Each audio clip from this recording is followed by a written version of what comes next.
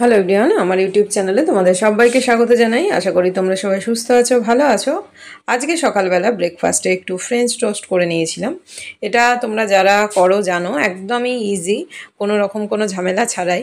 Just একটু ডিমের মধ্যে ডিমটাকে ফেটিয়ে নিয়ে একটু নুন, আমি একটুখানি লঙ্কার গুঁড়ো দিই, একটু কালারটা ভালো আসে, দিয়ে ফেটিয়ে নিয়ে ওর মধ্যে একটু দুধ দিয়ে ব্যাস ব্রেডগুলোকে ডিপ করে বাটারে ফ্রাই করতে পারো বা এমনি তেলে বা অল্প ঘিতে, যে যেমন পারো, কিন্তু খেতে দারুণ হয় আর তাড়াতাড়ি হয়ে যায়।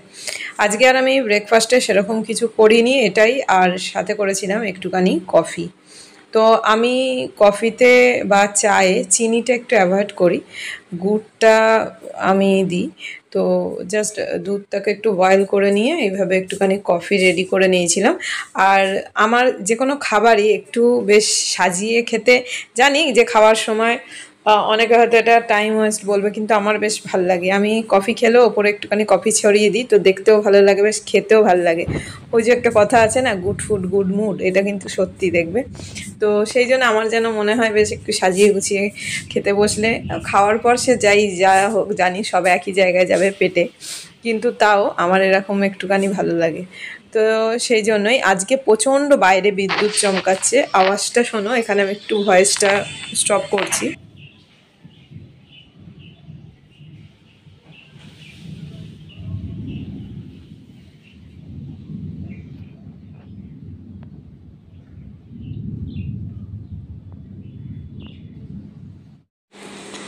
আজকে আমাদের বাড়িতে কয়েকজন রিলেটিভস এসছে, তো সেই জন্য আজকে অল্প করতে করতে অনেক কিছুই রান্না হয়ে গেছে। তো সেই জন্য ভাবলাম এটাই তোমাদের সাথে শেয়ার করি।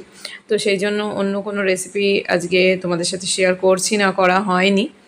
তো ভাবলাম ভাতটা মাঝখানে দিয়ে সাইডে দেব, কিন্তু ধরছিল না, সেই জন্য ভাতটাকে সাইড করে দিলাম। এটা দেখো শুক্তো করেছিলাম। শুক্তোটা আমি এটা পুরো দুধ দিয়ে করি, খেতে দারুণ হয়। আর এটা হচ্ছে মুগ ডাল করেছিলাম, সবজি দিয়ে মুগের ডাল, আর পুরো এরকম ঝুরি ঝুরি আলু ভাজা, কটা শুকনো লঙ্কা ভেজে দিয়েছিলাম, বাদামও দিয়েছিলাম। দেখাচ্ছি, বাদামগুলো ভেতরে চলে গেছে, হয়তো দেখা যাচ্ছে না। আর দিয়েছিলাম এর সাথে একটুখানি কারি পাতা। এরকম আলু ভাজা আমার দারুণ লাগে। আর দেখো করেছিলাম হচ্ছে আলু পটল চিংড়ি মাছ দিয়ে, জানি না চিংড়ি মাছগুলো দেখা যাচ্ছে কি, বোঝা যাচ্ছে কতটা। আর এখানে করেছিলাম এটা হচ্ছে কাতলা মাছ। তো অনেক কিছু হয়েছিল। আর একটা করেছিলাম, কিন্তু সেটা দেখানো হয়নি এখানে, আমি যদিও ভয়েসটা পরে দিচ্ছি। পুঁই শাক করেছিলাম। তো চিংড়ি মাছ ছিল, চিংড়ি মাছ দিয়ে পুঁই শাকটা করেছিলাম। আমি তোমাদের সাথে কথা বলতে বলতে দেখো আমি খাওয়াটা শুরু করে দিয়েছি, কেননা দেরি হয়ে যাচ্ছিল, তো সেই জন্য ওই জন্য ওই ভয়েসটাকে কাট করতে হচ্ছিল।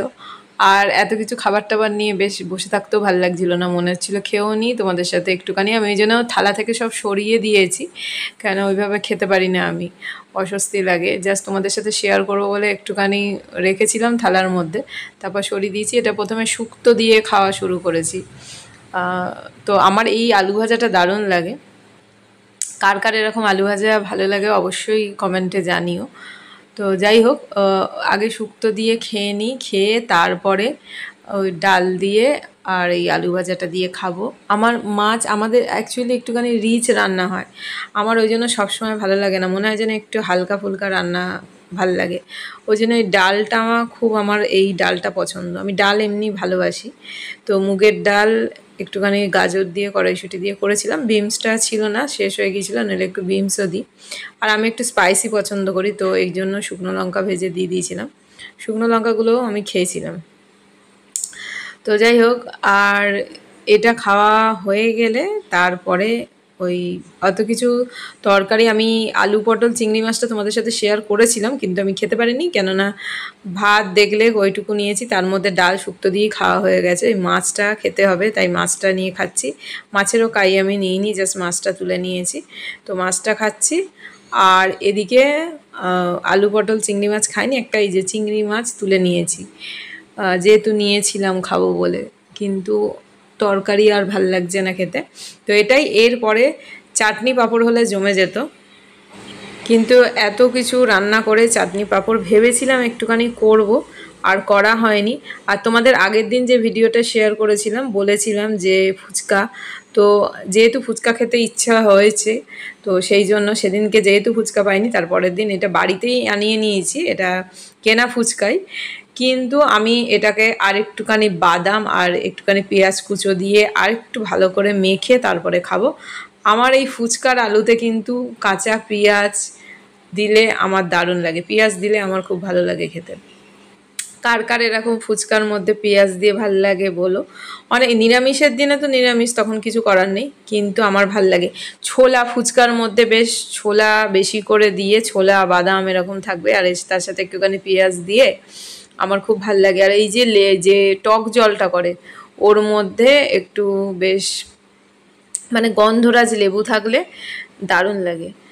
তো যাই হোক, ফুচকাটা যেহেতু আমি এক হাতে ফোনটা ধরে আছি, ভিডিও করছি, তো সেই জন্য এরকম করেই শেয়ার করছি, একটুখানি কষ্ট করে সবাই দেখে না দেয়, বেশি আমি ভেঙে ফেললাম ফুচকাটা। তো যাই হোক, আর ফুচকা তোমাদেরকে দেখাবো, ফুচকা এসছে অলরেডি। তারপরে যদিও আমি এতগুলো ফুচকা খাবো না, খেতে পারবো না আমি, কারণ আমি অলরেডি দই দিয়ে কটা ফুচকা খেয়ে নিয়েছি। মানে আমি ভাবলাম আগে ভিডিওটা করি, কিন্তু আমার ফুচকা এত ভালো লাগে, ফুচকা দেখে আর তর সই ছিল না। তো ভাবছিলাম যে কটা দই ছিল এই আলুর এখান থেকে মাখানি, এই দেখো এখান থেকে কতগুলো, কিন্তু আমি দই ফুচকা নিজে নিজে ট্রাই করে নিয়েছি। তো তারপর ভাবলাম যে না, এরপর হয়তো ফুচকা থাকবে না, তোমাদের সাথে আগে শেয়ার করে দিই, তো সেই জন্য ভিডিওটা তোমাদের সাথে আগে শেয়ার করে দিচ্ছি। তো আগের দিন ঘুগনি খেয়েছিলাম।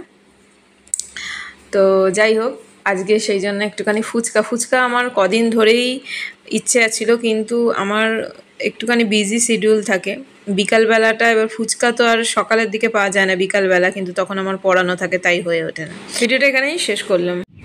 সবাই খুব ভালো থেকো, সুস্থ থেকো, সাবধানে থেকো, টাটা।